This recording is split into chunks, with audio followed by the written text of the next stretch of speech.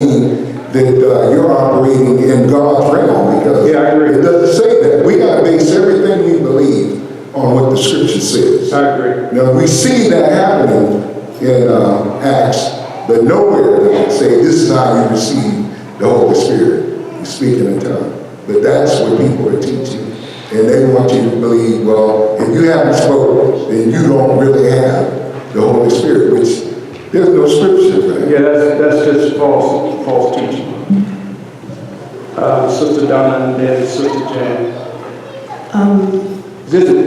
Go ahead. It is false teaching, but because of the examples that are given, that's why there's so much confusion.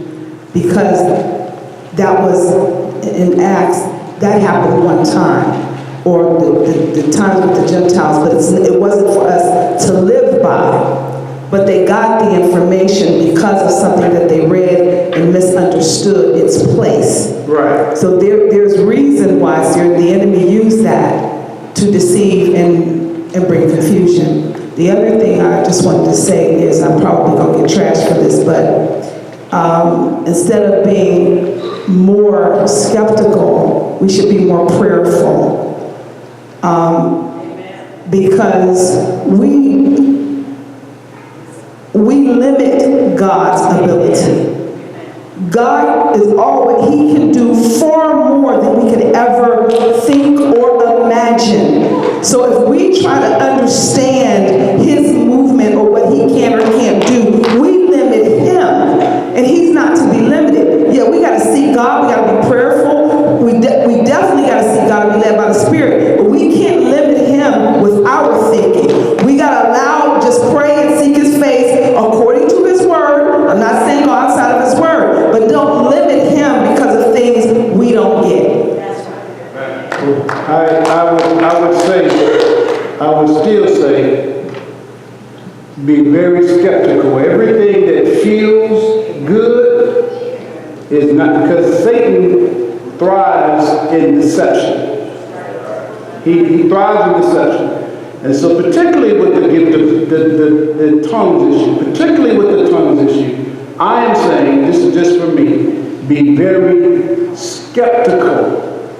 If you know the Word of God, then it'll be real clear to you real early whether this is something valid or something that is led by the flesh.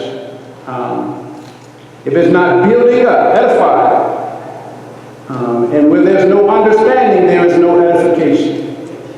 And where there's no edification, you know God is not a part of it. So I still hold to my guns. I don't think that's limiting what God is able to do at all. I believe God can do anything. But a lot of what is happening is not God. A lot of it. And people leave church thinking that they were in the presence of God, and Satan just tore up the church. And they said, well, we just had church. You had something, but God wasn't a part of that. Sister Jan. Okay, I just wanted to go back to when they were talking about being in the midst of a church where they said that you had to speak in tongues, that everybody has to speak in tongues. And I just wanted to refer to 1 Corinthians chapter 12, when it talks about the gifts of the Spirit, and tongues is named as one of them. But it says, are all apostles? No. Are all prophets? No. Are all teachers? No. Are all workers of miracles? No. Have all the gifts of healing? No. Do all speak in tongues? So logically, the answer to that would also be no, which means that if somebody tells you you have to speak in tongues in order to be saved or to have the Holy Spirit, then tongues is just one of the gifts. And not everybody is given the same gifts. Not everybody in this room is a teacher. Not everybody in this room is anything. Not everybody has the gift of tongues. So somebody, though, it is a gift. So somebody legitimately does have a gift of tongues. Somebody legitimately does have the interpretation. Right. I agree 100% with that. Any other questions before we close? Listen, I want to thank you all for your questions. If there are additional questions afterwards, I'll be happy to stay and answer those questions. I think that getting these questions answered is so critical.